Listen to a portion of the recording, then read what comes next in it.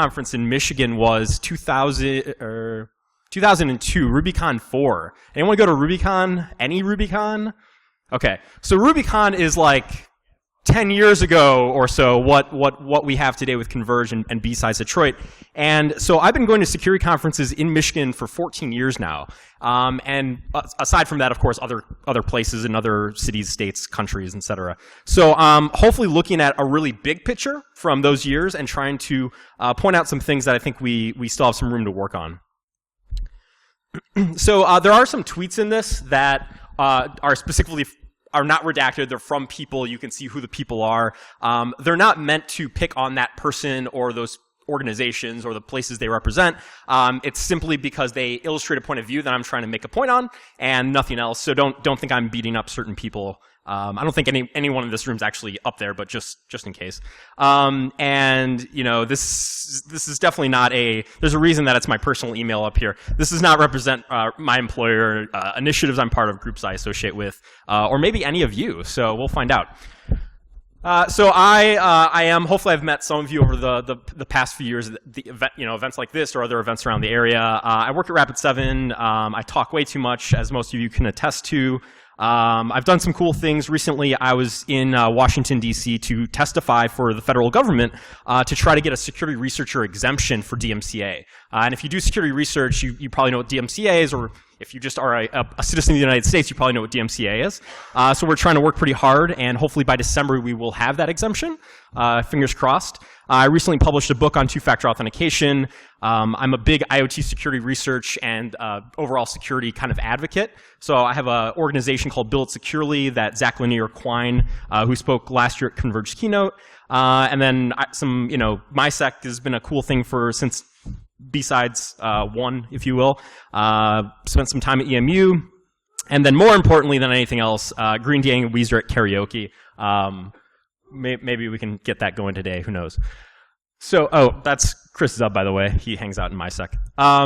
So, how I'm going to define these, and certainly no definition will ever appease everyone. But what I look at, and kind of what I refer to the scene as, is what we call the information security community, right? The scene is old school lingo, is really more hacker culture lingo. Information security community is really kind of what things are today, right? The hacking scene has kind of been rolled up into this bigger thing. There are certainly holdouts that will say, oh, the hacking scene's this, it's different from Infosec community. Yeah, it's a big umbrella, and then hacking scene is somewhere probably inside of there. But that's the culture, the relationships, what we feel about ourselves as a community, the projects, the initiatives we do, and then everything else kind of falls into the profession. How we get paid to do what we do in Infosec, the kinds of standards, regulations, laws that we have to deal with to do what we do in Infosec. The serious stuff versus the fun stuff is another way to look at this. So that's kind of my breakdown for semantics today, and hopefully we stay a little bit true to that. So here's where your hard hat should probably get put on if you don't like things that are very honest. So one thing that I've noticed in the last, let's say, 14, 15 years just in this area, but in Infosec in general, we've really gone to a point where if you grew up in like the 90s or the 80s and you were on BBSs, you were on hacking forums, you were on IRC channels, it was about making your impact. It was about doing something to be part of a community. People would actually make you submit exploits. They would make you submit white papers. They would make you submit presentations for review before you could present them. We had a really high bar for inclusion. And I think it's great that we want to invite people and create advocates and bring new people in. And I think that's always been kind of the purpose of the scene or the Infosec community. But I really think we've lowered the bar super low that if you look at conferences year over year, the same content, a low level, we have very few really deeply technical talks anymore. If you look at RubyCon 1 through 5, and you look at most of those talks in there, you would be shocked at how technical content used to be within the Michigan Infosec community. John Erickson, who wrote the book Hacking the Art of Exploitation, which a few of you probably own, it's a fantastic book, and really kind of the first book back in 2003 that really touched on the topic of exploitation. He delivered a talk at, I think, RubyCon 5 that was about polymorphic shellcode, When was the last time you saw a talk in this community about something even close to the idea of polymorphic shellcode, right? We've kind of really taken ourselves down a notch, and that's not to say people are getting worse at what they do. I think we just have a really low standard of what we expect people to do. So I want to see kind of that raise up, but we'll talk more about that. And the other thing that I think has happened for positives and negatives is conferences. You used to go to a conference once or twice a year. You would work on a project for 6 months or a year, and then present that as like, this is my big thing. I worked on this, I killed myself, I stayed up night after night after night to do this. And now we just kind of go, oh, hey, I got accepted to one of the 9,000 conferences, one of the 9,000 cities that have a conference like every 2 days. And we give the same talk. The barrier to entry, again, for CFP is super low. No one's really trying that hard because guess what? You don't have to try hard. You don't have to really raise the bar for yourself because no one's raising it for you. And we'll talk more about that too. Profession-wise, we've got a lot against us. We've got a lot that's been the same way for 10, 15, 20 years, but it's only getting actually a little bit worse. So I talked about DMCA a little bit. We've seen some ugly things happen with CFAA against researchers or people at least claiming to be researchers. Wassenaar is this whole new big shit show that we're dealing with crazy weaponization of exploits and ugly things like that. Crypto wars are back. We thought we were done with these in the 90s. They're back, which is super interesting. And then the general cease and desist, lawsuits against researchers. IOActive had a researcher get a DMCA complaint just about 2 months ago. So this stuff's alive and well, and we're still getting kind of beaten down for the kind of work we want to do, the kind of advancement we want to see. And the last part is having taught at a university that some of you probably went to, and also kind of working in the community, hiring people, having interns within the state and beyond. Infosec skill sets are really the education and training you are getting for most Infosec right now is going to be irrelevant if it's not already irrelevant. And what I mean by that is the people that went to school 10 years ago, that got comp sci degrees, that understand functional topics, or went to business school even, and got a business degree, and they're in Infosec today, those people have knowledge and skills that are going to be continued to be needed, right? The people that go to school, they learn a little bit about SQL injection, and then they learn SQL map. They learn a little bit about assembly, and then they get Metasploit. Those people are going to be automated out of a job if they already aren't. There's research from Carnegie Mellon. There's research from MIT. There are projects that will literally do that job, automated, litmus tested, and actually basically put a report out that you as an analyst would put out. So what are we doing? Are we actually making the next generation of security researchers? Are we making the next generation of security professionals? Or are we making people that are basically like built-in obsolescence? And I think that's what's happening. I don't think we have enough of a skill set where you're basically going to get pushed out of a job before you even have one in this market. And that's something we need to change with education and within the profession. So right now, what I see is we have a less effective scene. One thing I think not enough people are talking about and thinking about, I'm up here today talking, some of you might know me, but on Twitter, think about how many thought leaders Infosec has. A couple dozen people that you retweet all the time and they say the same stupid shit all the time. You retweet it because they're really popular and you saw them at a conference once and that's cool. If we think about the number of Infosec people we know, so the people that we think of as our community, the people that we think of as the leadership of Infosec, that represents like 1/1000th of Infosec across the world. We have no real perspective on what Infosec is. We only know Infosec within our echo chamber of people we follow on Twitter and people that make it out to Converge and BSides Detroit. We are actually not a representative sample by any stretch of the imagination of how Infosec is actually done in this world. And so when we think about who tells us what we should be doing and how we should do it, guess what? That's not actually representing what Infosec is. It's representing the people that are talking the loudest about Infosec. So the idea of the, the strong and wrong, the loud and, whatever, we aren't actually thinking about everything outside of what we're talking about. We're thinking about what we're talking about. The profession overall, excellence, advancement, leadership, we are losing a lot of skills, a lot of training, a lot of, again, bar raising that we need in order for Infosec to succeed.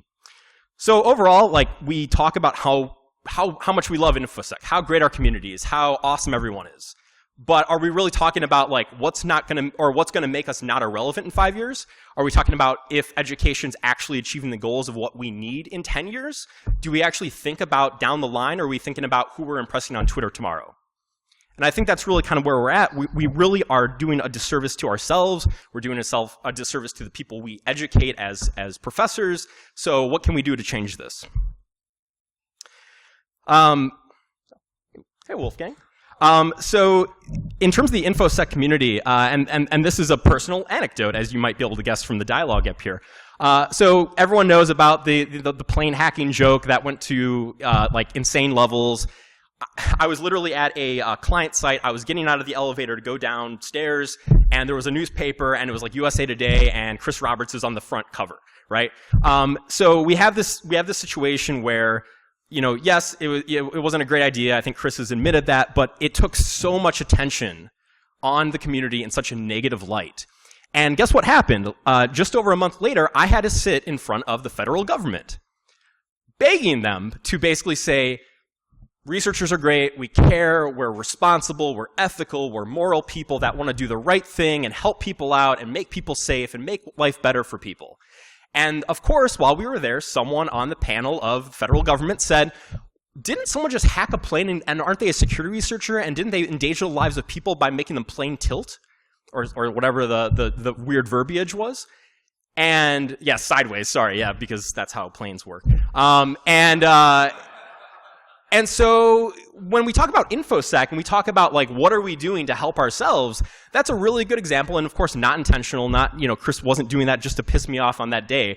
But we don't always really think when we use the phrase security researcher, security community, that implicates all of us.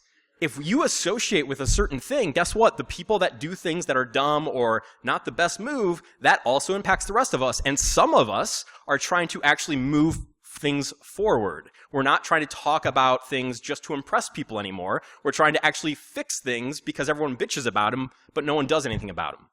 And so the next time that, you know, you have an opportunity to talk to the press, you have an opportunity to talk to the FBI. Don't talk to the FBI, first of all. But the next time you have an opportunity to talk to the press or present a presentation at a conference, really think about, like, is my presentation functionally, logically, reasonably a net win for what I'm talking about? Is it helping the community? Or is it helping me in this moment for this 50 minutes? I love Natalie Portman in that skit. Certainly, like, that joke was not the worst thing that anyone's ever done at Infosec, right? Like, not even close. It got blown out of proportion, certainly, and it didn't help anything, certainly, but it's certainly not the worst thing anyone's ever said in Infosec. Some of that might be happening right now. I don't know. But within the community, people will, whether it's on Twitter or whether it's when people are trying to fix laws and legislation, we will be held to my comments, to your comments, to the thoughts, writings, diatribes that people say on Twitter. It all counts, right? So is it counting in a positive way? Are we thinking about, you know, the short-term myopic effects of what we can say and do to, you know, have someone appreciate us as a researcher, or are we helping the information research community? Are you helping someone advance, you know, education? Are you helping someone advance certifications? What's the upside beyond right now? Infosec's really good about bandwagon everything. So RSA 2014, we had the dual EC DRBG scandal with RSA conference, boycotting, you know, shadow conferences. And we go from like this really important, very pivotal moment for the Infosec community to stand up and say what's right and boycott and do this thing together. And then this year, we got all pissed off because people couldn't have enough cleavage. I mean, that's really what it came down to. I mean, it is. And so what's a problem about that is if you boycott because of everything, you're boycotting because of nothing. And so this year, what's going to happen? Like, they're going to make some minute change and everyone's going to boycott again. Like, what is that? What is the litmus test for us as a community? So people as individuals, people as I am a person. I am a human being. You can boycott whatever the hell you want, but don't say the Infosec community is boycotting it, because that means something. Don't just lump everyone together because you're pissed off and you happen to be part of the Infosec community. Huggate. Huggate was fantastic. Exactly. Awesome image. I love Google image search. That's the only reason I give talks. So the thing about Huggate is you have to step back and go, what is the actual value of what we're saying? And Huggate, like a lot of things in the InfoSec community, everyone is very holier than thou. Everyone feels like they understand humans and relationships and like these like inalienable like InfoSec rights.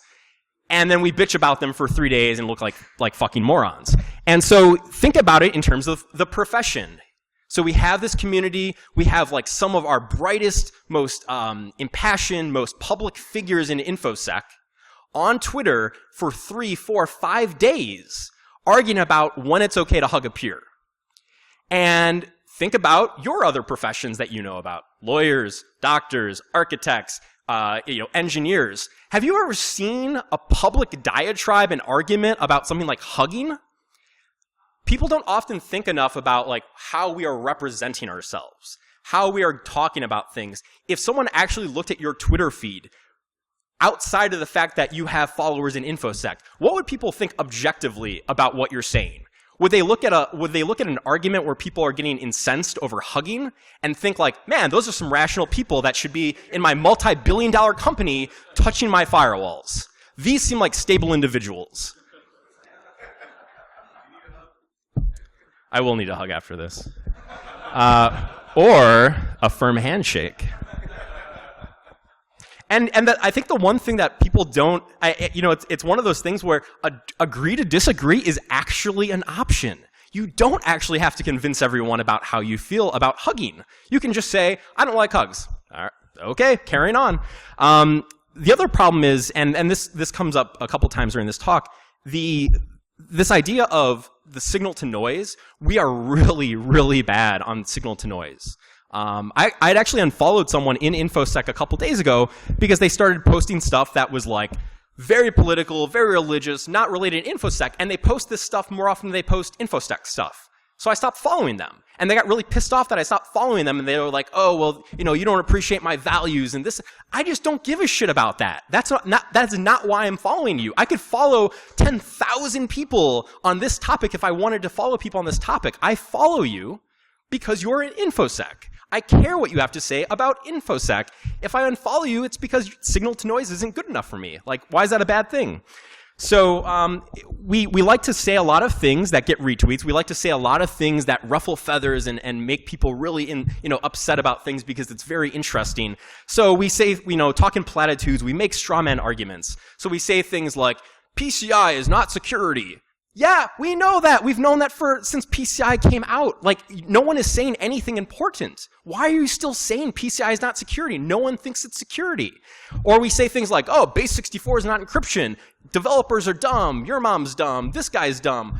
We know base 64 is not encryption. Have you actually written a fucking white paper that you gave to developers to make life better for them? No, you just bitch about it on Twitter to get retweets from your InfoSec friends. Like, that is doing nothing for anyone, right? So it's okay to joke. It's okay to say things. It's okay to be sarcastic. But when you do it, don't just say it to someone and do nothing. Do something to help make it better so that next year you aren't making the same stupid joke. Next year you're making a new stupid joke. At least move like the bar a little bit higher so that we can make better jokes. And unfortunately, despite, and this one actually came up literally yesterday, which I made the slide just because of his tweet. We really are not important. Like, you realize how many people, like even DEF CON and Black Hat, I don't know what their numbers are anymore. Like 40,000 people or something at Black Hat. Pick a number with tens of thousands of people. That is still like just a tiny little part of InfoSec, right? So when we talk about like the hacking scene and the culture and, oh, like you want to take your CISSP, that's stupid. Let me take you to DEF CON and show you real hacking. No one cares. No one actually cares for employers. Do you think you go to interview for a job at random manufacturing company in middle of, USA, Kansas, and someone's going to be like, okay, so I see you want an Infosec job. How many times do you go to DEF CON? No one asks that.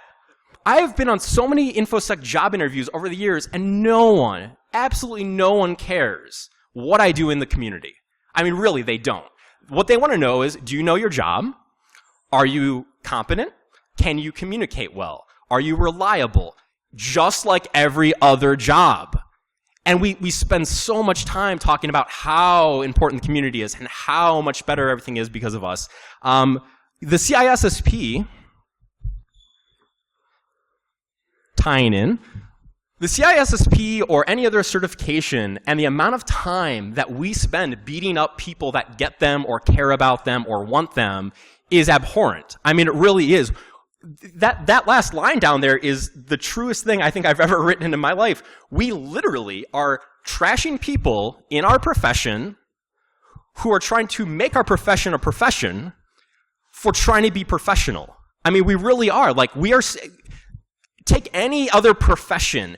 There is some sort of board exam, certification, registration, organization you have to be a part of, or you aren't part of that profession. And for some reason with Infosec, we feel that we are above needing a certification. We are above people that feel the need to have some sort of thing that says they're smart in Infosec. There's always a minimum boundary. And for some reason, we keep saying, oh, the minimum boundary does not apply to us because we're hackers. No, it still applies to us. Again, companies don't care. They don't care that you set on IRC channels all day talking about really elite exploits. They want to know if you're going to come to work tomorrow. That's all they care about. So when you're thinking about what you're doing, and again, kind of getting back to the what are we actually functionally helping with this community that we keep talking about, when you say the CISSP sucks, were you like Wim Remus or Dave Lewis? Did you actually join ISC Squared's board to fix the CISSP? Did you actually try to actually improve anything? Or did you just go on Twitter and make a really funny statement so you get a lot of retweets tomorrow? That's really what it comes down to. There are people that do stuff in the background that don't make waves. They don't talk about it all the time. They just try to fix stuff. And they're not boisterous, they're not over the top, they're just doing work to fixing things. Meanwhile, 99% of people are just bitching about it. So the CISSP is bullshit, right? CISSP doesn't mean anything. 50,000 jobs requesting a CISSP, and at that time there were 60,000 CISSPs. That is not a diluted segment of too many CISSPs. That is not a diluted segment of, oh, certification's worthless. No, there were a lot of jobs. So when I hear people, and I hear this from people in support roles, I hear this from people still in school doing their undergrad, I hear people that want to laterally move from network engineering or server administration to Infosec, and they're like, well, I'm not going to get a CISSP because it's bullshit. Well, you might have got a job that you wanted for the last 2 years, and instead of whining about it, you could have just got a CISSP and gotten a job, right? Or if you weren't going to get a CISSP, you could try to be part of the ISC Squared Council and fix the CISSP. But guess what? Both roads lead to a CISSP for 90% of jobs you want. Infosec and education's a really tough thing right now. Infosec education as a whole isn't living up to what it needs to be. I think I addressed that earlier briefly. The other part is there's a lot of people that still go, oh, education's not important, school's stupid, college is a waste of money, blah, blah, blah, debt, loan, whatever, USA. The reality is education's almost always better than not. You might not pick the right education. You might not pick the right school. That's completely true. However, education 99% of the time is always a good choice. And it's not a good choice necessarily just because you learn Infosec skills. I used to not do any public speaking. I would stay away from public speaking as much as I could growing up. I hated it. Until I had a forced public speaking class in college. And then I had a really good presentation that a lot of people congratulated me on. Said oh, you look so comfortable up there. And I'm just oh my God, I'm sweating. I'm freaking out. I'm probably shaking really bad. And it wasn't until that class that I was oh, okay, cool. And then after that class, I gave my first Infosec presentation. Now that's not to say you couldn't do that in the reverse and give an Infosec presentation and figure that out. But I had a business class that made me do a business plan for architecting a network. I had to do budgeting, I had to do a SWOT analysis, I had to tie together and call vendors and blah, blah, blah, on and on. I literally do like 80% of that for my job today. Like that one project was what, like I could hire someone from EMU for the course I used that I don't think exists anymore, unfortunately, that I took at college. And you can go on with writing classes, you know, writing papers over and over and over. Guess what pen test reports are, right? If you want to do, I do program development for companies. I write reports 80% of my time, right? Writing well, not having bad grammar, understanding how to command the English language is important. And guess where you get a lot of these bullshit skills at? College. So unfortunately, not many of us, or probably none of us, are Steve Jobs or Bill Gates. I know everyone likes to like wave around like, oh, not everyone goes to college, and some people are like multi-billionaires. Yeah, and some people like play basketball pretty good, but very few people like go to the NBA. Like just because like some people did, it doesn't mean it's going to work out for that bell curve. You're probably right in the middle of the bell curve, right? So if we just accept that, and then we say, okay, education's not great. When I was teaching at EMU, I tried to make it better for what I could make better. There are people like Brad Wilkerson who definitely improved that program over what it was.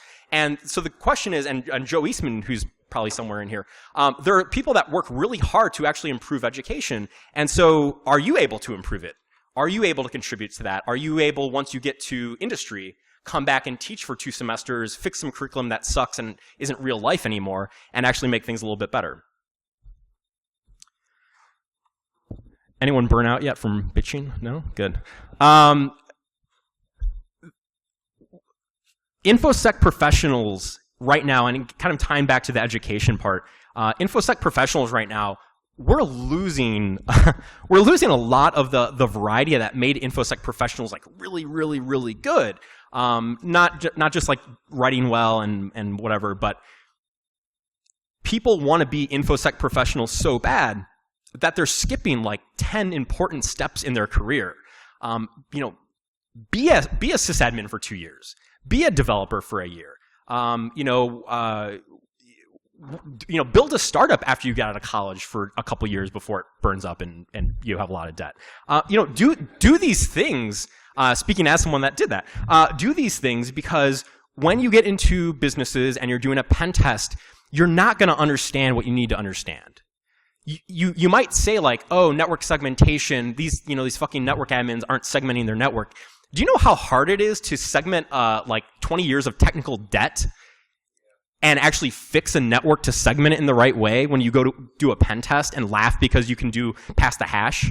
Like, you don't understand the business. You don't understand the problems. You don't understand what it's like to be a sysadmin.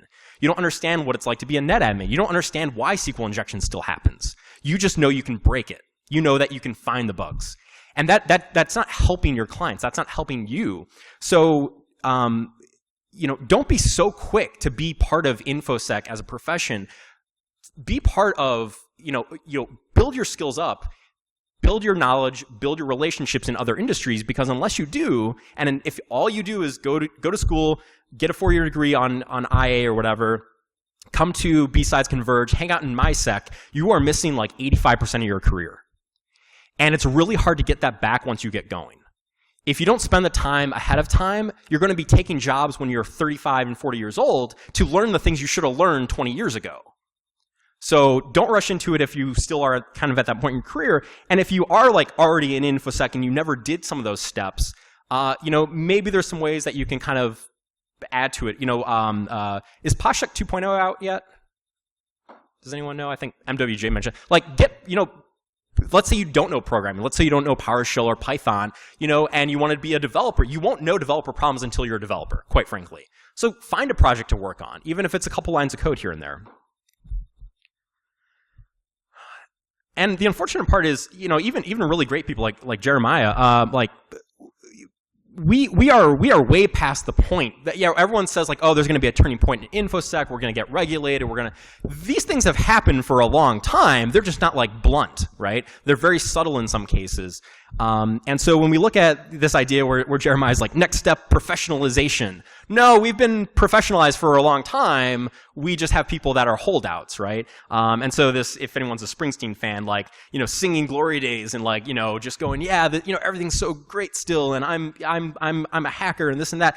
You know, the reality is, you know, cars are not cars anymore. They're not automobiles, right? They're giant 2-ton computers with really cool emblems sometimes, like Tesla, and you can control them from Bluetooth, you can control Wi-Fi networks, you have mobile applications that can start them and stop them and do X, Y, and Z. All the research that Chris Valasek and Charlie Miller have done, and we'll have more at Black Hat for. Like, this is serious business, right? Insulin pumps. Jay Radcliffe, who's one of my coworkers at Rapid7, he has shown multiple times that these devices can be very quickly and remotely configured to deliver a lethal dose of insulin, right? So I know people like want to keep things like loose and cool and fun and hackery, but at the same time, the kind of responsibility we have as a community, as professionals, is really serious. Really, really serious. You know, and you know, one area that I do a lot of, and actually have my a talk at DEF CON giving about IoT baby monitors, right?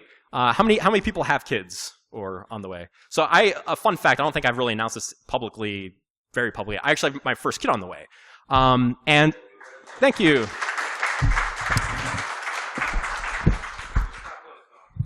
Yeah, I will stop going to talks. You know, so I kind of knowing that I was going to have a kid soon, I made IoT baby monitors my research project for like the last 5 months. And it's terrifying. Like, it really is. Really, really, really, really terrifying what's out there. And, you know, Infosec isn't getting less important. Our problems, our responsibility is not dwindling. We are actually taking on more responsibility. We are taking on more serious life and death consequences. The simple things that we used to do for research projects are no longer simple. And so, you know, yes, you know, we might get to a point where there's an Infosec certification for developers. Okay. Why is that such a bad thing? We see breaches like every 3 minutes, right? There was a UCLA 4 million records stolen or something like 2 days ago. You don't think everyone's healthcare data is worth it? You don't think like having someone sit down for a quick exam just to say that they actually understand why SQL injection is bad is like unheard of? Like, why would we do that? And then there's Mudge. Mudge is like my Infosec superhero. Like, Mudge to me is everything I will never be and everything I wish I could be. So we spent a lot of time putting people on pedestals in Infosec. We spent a lot of time, like, someone did a project like 20 years ago, and they have 20,000 Twitter followers because of that project they did 20 years ago. Subsequently, they've done nothing. They have done absolutely nothing for our industry. They have done nothing to make us better. They have done nothing to contribute. They're just milking their past history and past successes. Then there are people like Mudge. Mudge was one of the founders of The Loft. You guys know Loftcracked and some of these other tools they made. But just the fact that Loft was a thing, like that by itself was a huge important part of the Infosec community and history. Cult of the Dead Cow, another hugely influential, you know, very important part of our history as a community. Mudge and the rest of the Loft guys testified for a Senate committee back in the day on the dangers to the internet. Kind of more recently, after a lot of Loft guys kind of broke out, and I actually made a professional endeavor called At Stake. A lot of great guys have spun out since then to like Veracode and ISEC Partners and some other places. Then we have the DARPA Cyber Fast Track. Mudge was actually able to get like, I don't know if it was millions of dollars, but it was a lot of money over a couple years for security researchers to build projects through DARPA government funding. Like, Mudge, like, in terms of like the ultimate hack, like, Mudge got the government to just hand out piles of money to researchers who would have done the research for free anyways, right? You know, this guy up there is the same guy down there. And we spend so much time, you know, wanting, I think back, I used to be like a skater kid, right? And we spend so much time like wanting to keep our culture and wanting to keep like these ideas about who we have to be and who we have to look like. And it's no different from any other community that you look at and you're like, man, it's kind of pathetic. Like, why are they trying so hard to be that thing? Why aren't they just being themselves? And Mudge literally was like the cool, long-haired, like fuzzy-faced hacker guy. And now he's in a government photo in front of an American flag, right? It's okay to break out of the community to help the community. You don't have to be like deeply involved in the community to actually benefit us all. And more recently, Google ATAP, which was just announced a couple weeks ago, really interesting crypto project. And perhaps if you can pull it off, which if anyone can, Mudge can, basically like a cyber underwriter's laboratory, right? We talk all the time. So build securely, like one of the things that people bring up more often than when we talk about build securely is like, you guys could be like the cyber underwriters laboratories. And we're like, we don't want that.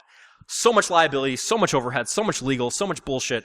Mudge is going to take that on for us. He's going to try to do that in the government at the highest level we could ever go, and then it'll trickle down to the rest of us, and we can leverage that. Mudge knows exactly what he's doing and what he's been doing, and he's done all of this stuff in 44 years, right? It makes me feel completely irrelevant for everything I've ever done looking at a bio like that. But that's something to shoot for. So when I hear people still talking about Kevin Mitnick and how cool Kevin Mitnick is and how great Kevin Mitnick is, holy shit, he actually did nothing for any of you. Like, he did absolutely nothing for any of you except make more laws. He did nothing, right? If you think being a criminal is like the most noble thing you can do for the Infosec community, you really aren't understanding what a community is supposed to be. We're not supposed to be like a band of like thieves. We're supposed to be people that are trying to help people, that are trying to fix problems, that are trying to build a community in the right ways. Dave, you're too good to me. So speaking of Infosec and talking about conferences and what we should and shouldn't do, you know, and there's a few people in here specifically that I know try, like Wolfgang, try really hard not to just talk at Infosec conferences. It's actually really hard not to talk at Infosec conferences because you go to Infosec conferences, all your friends are there, all the people that understand you are there, all the people that already get like the base level concepts are already there. When you go to a developer conference and you're one talk out of 100 and the only security talk there, and a lot of these people don't know a lot about security. They don't know about CISSP. They don't know about cross-site scripting still maybe. There's a lot of fundamental knowledge that you as Infosec professionals and hobbyists and researchers that you guys get that they do not get. And it's a lot harder to talk to that audience. It's a lot harder to make inroads with that organization community. And so I tried really hard in 2014 to get out of the chamber, and I still failed. I mean, I really did fail. Like, I tried, I thought, I planned, but the thing is, there are so many Infosec events. And it's so easy to get into an Infosec event when you are an Infosec person. They know you. Oh yeah, I love that guy's talk at that last conference, or her talk was so good, like let's bring her to this event. It's very easy to be like a catalyst where one talk platforms you to like 30 more talks. And to say like, okay, I could go to like 30 Infosec events where all my peers are that I can really like impress and show off my skills and make them proud of me. Or I can do the hard thing where no one knows about me, no one cares who I am, no one cares about the Infosec community, and actually educate the very people that we talk about how bad they are at their job all day. And that's a really hard decision to make, and that's a decision that's important. You know, technically speaking, it's the right thing to do. It's the right thing to share your knowledge, make people better, and raise the bar. But we spend a lot of time talking about how great we are, and not raising the bar, and talking about how much we love each other. We need to have other people go, man, Infosec people are like super helpful, and they weren't condescending like my last like coworker was. Maybe I should go to Infosec events, right? So here's a top 5 list. If we stop arguing about dumb topics, we immediately raise the bar for what we consider as our profession, right? If we start, you know, and there are certain people that conversations will always go off the rails, right? And it doesn't matter who you are, how hard you try. There's always going to be a troll. There's always going to be someone that's like poking your buttons because they're having a bad day. Like, those things are going to happen, right? But we really have to sit back and go, are we having a conversation that's productive to us as a profession? The community is driving the profession, or at least that's what we want to make it do, right? We want it to drive the profession. So if we are not driving in a straight line for our own profession, what do we think is going to happen? The things that Mudge did to have his own Wikipedia page, right, is not because he got a lot of retweets. It's because he worked really, really hard behind the scenes, not talking about it on Twitter. He just did work. He did a lot of hard work. He made a lot of really important friends for Infosec. And it wasn't broadcast all over at conferences. He didn't go to every BSides event and talk about how great the stuff he was about to do was going to be. He actually just did it. And then came back and was like, hey, I did this thing. Okay. And then he goes on to the next huge thing that will be, impactful for the rest of us. And this is a term that I know won't maybe go over super well, but like we really have a participation trophy Infosec culture right now. Everyone is doing a great job. Everyone's great. You're great. You're great. You're great. Everyone's just so great. Let's get back to a part where we cultivate people that want to be great, and we laud the people that are great. We laud the people that have made a contribution, that have produced something, that actually like made an initiative, built a project, ran a team, right? I think every single conference, as long as it's like more than 3 speakers, every conference should have a one-on-one track. I think that's the best idea that has ever come out of the community, because it's a place for people to grow. We aren't throwing people in the deep end just to waste a time slot on our schedule. We're letting people say, I've never done this, or like I have this idea that's not really fully baked yet, or this is an idea for a project, let me tell you about it. But we spend a lot of time throwing people in and going, oh, this person gave a talk there, I guess we'll let them in here. But they don't really have the experience yet. I think every conference would benefit a lot from that. BSides is a great example, kind of that general mentality. And so education, certification, let's try not to pick on people with certifications, maybe. If someone says like, oh, I'm gonna go sit for my CISSP, say, hey, congratulations. And that's it. Don't say it's not gonna help them. Don't say that it's not a good cert. Don't say it's a waste of money. Congratulate them or just shut the fuck up. Because you're not helping them get a job.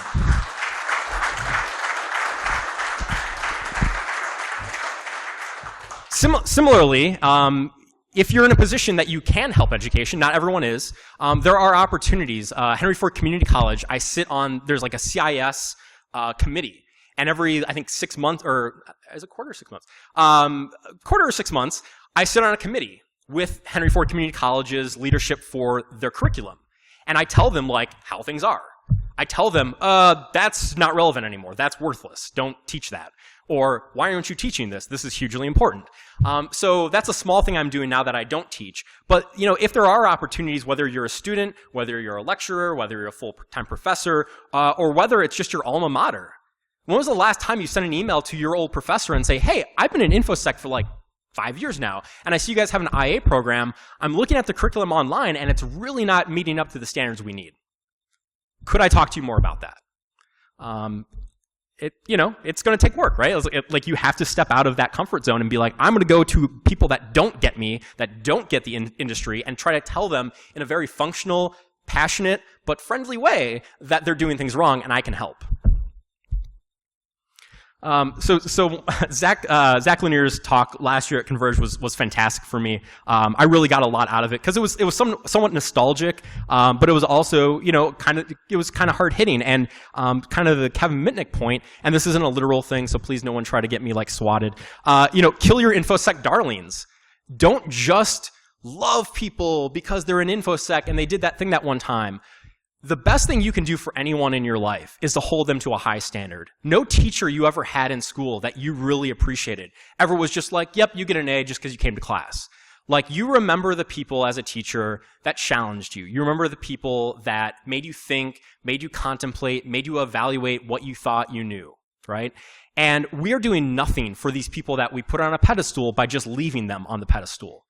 We need to knock people down once in a while and say, that was a great project you did 5 years ago. What are you working on right now? What could you do for us? I know of a project, I know about Build It Securely and Mark Stanislav, and, they're always looking for new people that know embedded security, or they need people that know cloud security. Why don't you talk to him? Maybe you guys could help, work together and do something. We need to bring people up. We need people not to just coast on their reputation. We need people to keep going. I think one of the best people, other than Mudge, kind of a different area, Dave Kennedy is probably one of the best people you can aspire to if you're not aspiring to Mudge already. And for different reasons, right? Like, Mudge is like this super hacker gone, government anything to make things better for hackers. And Dave Kennedy is the guy that like puts out a project like daily, it seems like. Did anyone happen to notice that after 15 years, Microsoft effectively like helped out the pass the hash situation by releasing what they call LAPS, local admin password solution or something? About 6 months before that, Dave Kennedy put out SHIPS. And SHIPS basically does the same thing as LAPS, more or less. You can actually change things by releasing projects. And Dave Kennedy, whether it's the way he represents the community overall, the kinds of presentations he gives, the projects he puts out, he is constantly doing something. He's working really, really, really hard. Every conference I've ever been at with Dave that we've spoken at, like I've seen it in like Austin and other places, he is always on his laptop, in between talks, on a call, working, writing code, pushing commits, whatever. He is working nonstop. And I don't think a lot of the people that we're like, again, putting on a pedestal is working nearly that hard as Dave is. And kind of coming back to some ideas we talked about really early, the scene overall is not super united.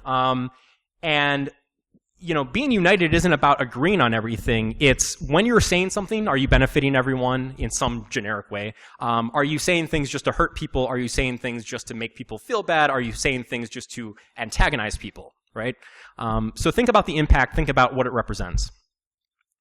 All right, so that's kind of like my general InfoSec. This part's more just, if you're from Michigan and you're part of this Michigan community, that's slightly more towards you. And then I promise you the end of this talk is a super high note. Everyone's going to feel great, hopefully, at the end. So, BSides Detroit, year one, this was me talking. I had about 30 pounds lighter there and a slightly better tan and more hair.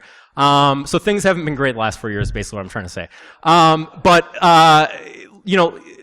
BSides for me, BSides Detroit, year one, so 2011, the last RubyCon, so the last Southeast Michigan, basically the last not GrrCon, more or less, is the last RubyCon was 2003. So there had been 8 years where there was not a security conference that I like put even a grain of salt into.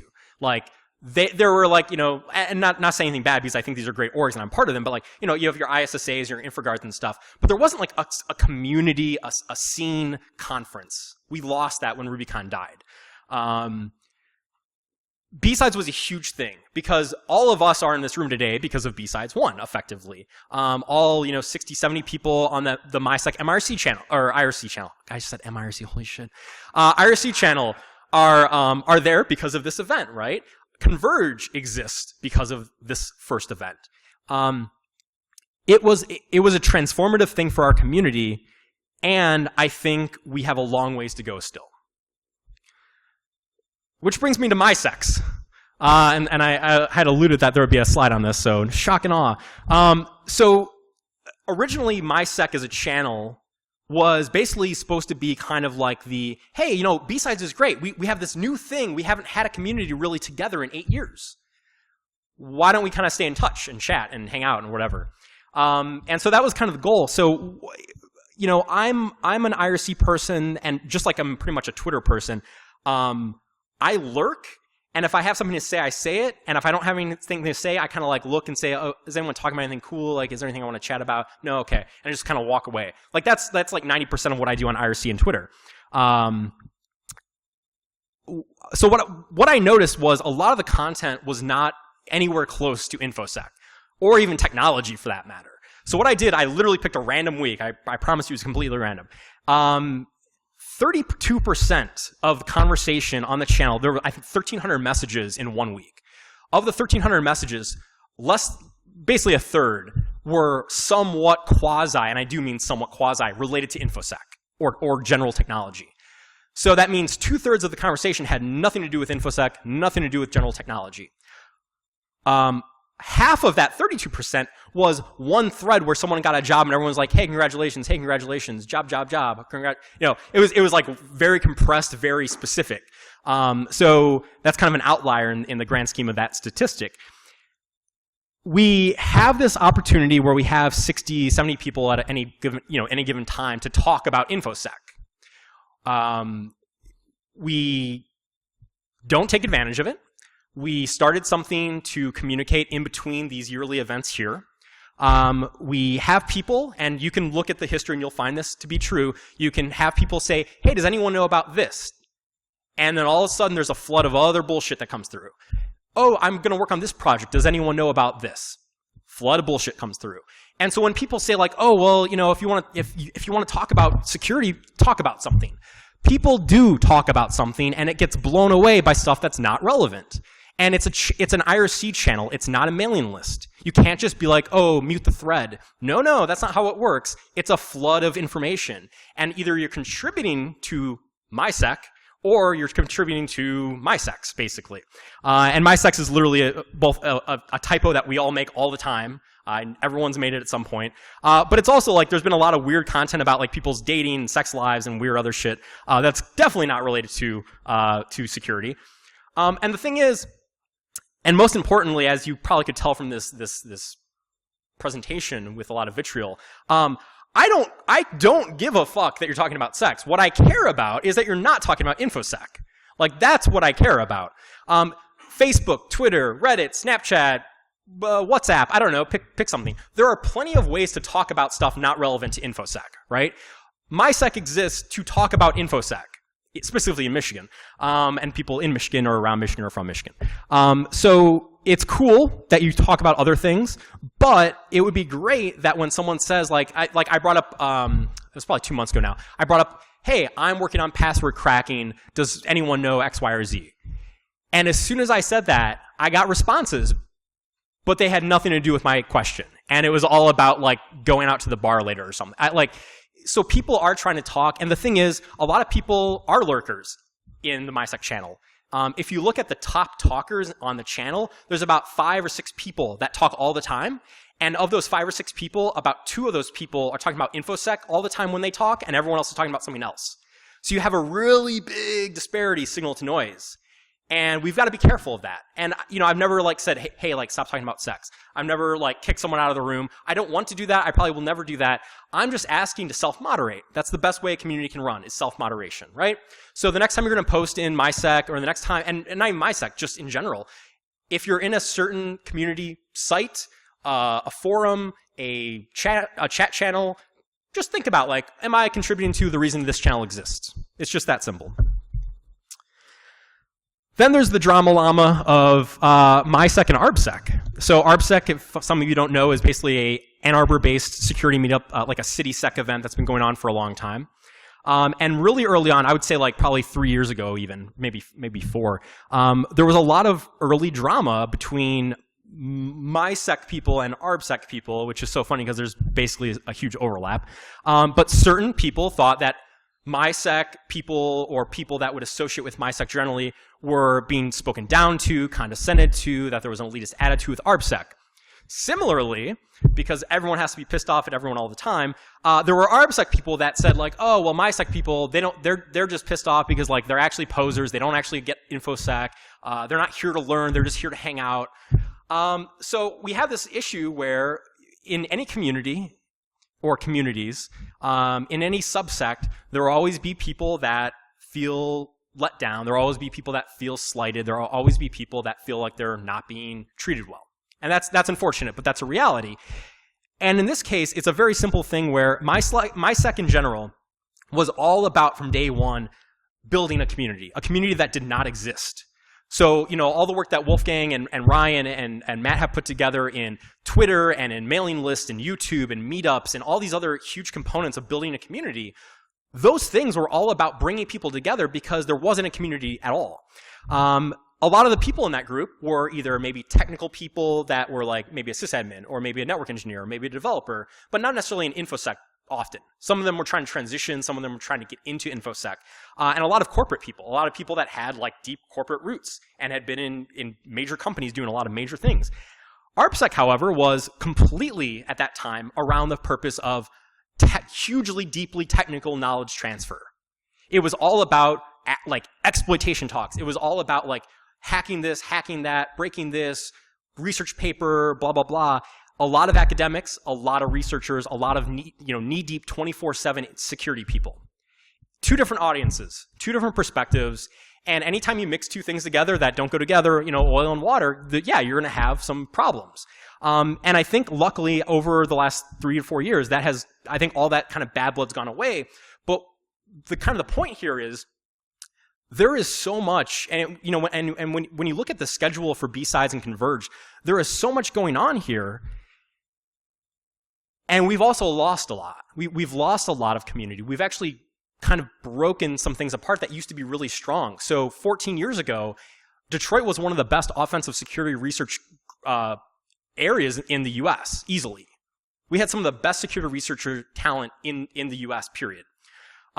If you look at the schedule today, if you look at the schedule the last 2 days, we have gone like way over to the side of soft skills and management and blue team. And you know what? We probably dominate those things now, but we've lost almost all of our offensive security. And so just like everything else in life, we should have more moderation. And I think there's a couple reasons. One is a lot of offensive security is really, really, really, really hard.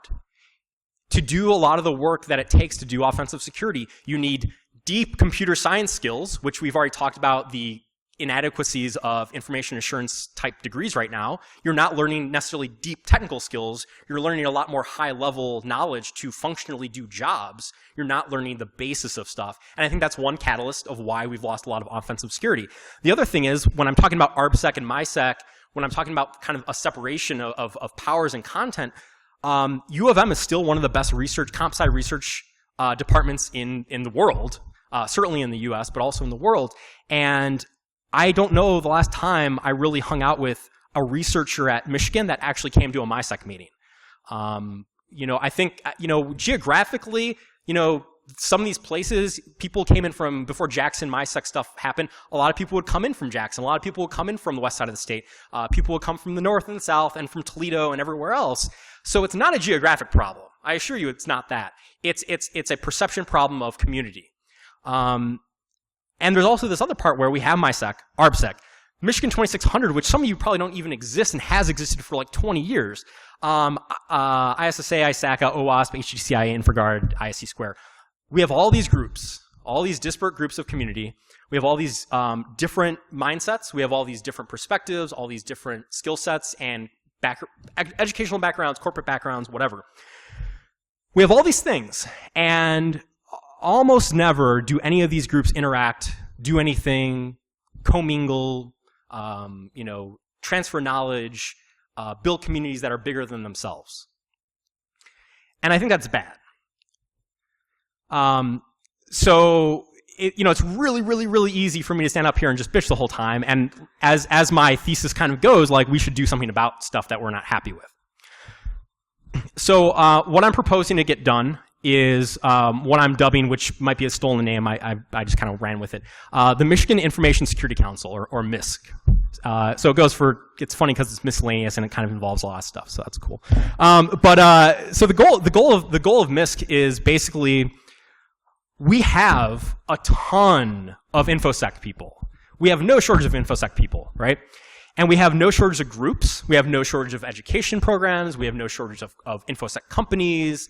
We have a really, really big community in Michigan. What we don't really have is any kind of idea what the hell anyone's doing. We don't know what ISSA is doing unless you're an ISA. We don't know what MI2600 is doing because about 2 of you have ever been to a meeting in your life. We don't necessarily know what InfraGard's doing. ARB Sec could be a mystery to all of you. You might have heard about it for the first time today. So basically I have 2 goals, and we'll see if these go up in flames or actually happen. But by the end of 2015, what I'm proposing to pull together is basically a report. And this report would basically be the state of affairs for the Michigan security community. So every presentation given at a conference or an event related to information security in the state, so who gave it, where they gave it, when they gave it, what the content was, what topic it fell into. Was it red team? Was it blue team? Was it purple team? Was it management? Was it soft skills? Was it developer focused? On and on and on. What organizations exist? Who are the people that are functionally giving the talks? Do we have like 2 people that give 90% of the talks in Michigan? Maybe, it's possible. What companies are represented? How many of your employers are supporting security, right? How many of you are security people at security companies or security people for security teams? And some of your employers are like, nah, you know, I don't really see the benefit of you going to a conference. Well, guess what? Your competitor has 80% of the security team go to every single conference and speak. We don't have data on what we're doing, who's doing it, when we're doing it, how we're doing it. And what that's important for is we can't make things better unless we understand problems. And we can't understand trends unless we have data behind them. So that's kind of part one, is basically this: get data, organize data, pull it together, get kind of results.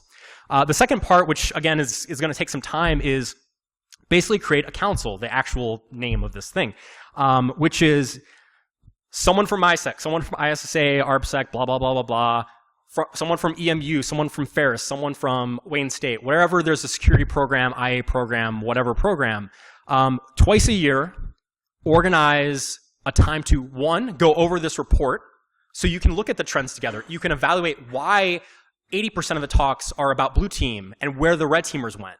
You can talk about, as a company, who in your company is speaking and what are they speaking about, and what needs do you see in the next 5 years for employees? We don't have a lot of good data, and I think once we have the data pulled together, we'll be able to talk about it intelligently. CFP processes. Are you all, at all your different conferences that you might organize, or events or meetups, are you having the same people speak 5 times about the same topic within 30 square miles? Is that really helping? Is that making things better? Or what if you sat down once a year and said, hey, ISSA, I see that 9 out of your last 10 talks were about blue team. We had some really good red team talks across the state or up north. Would you like to have someone come down? I will introduce you, right? We're really disorganized, and I think we can do a lot better. So some of these ideas are simple data. What kind of talks are people giving in Michigan? Do people have interests that are not being addressed because they don't know anyone that's doing it?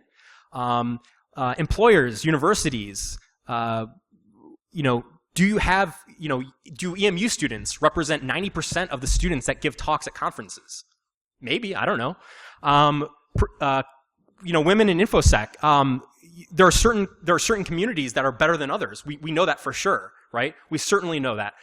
Self-conference, which my friend Erica Carlson put together, they had something like 68 or 70% women speaking at self-conference for developers. We're not a drop in the bucket of that number for Infosec here. And that's not a, oh, we should like pad numbers, or more students should speak and less professionals.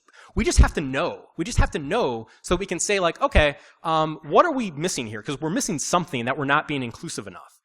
Again, we don't know unless we look. CTF competitions, MySec runs CTF things all the time. Do ISSA people know about that? Do ARB Sec people know about that? Do 2600 people know about that?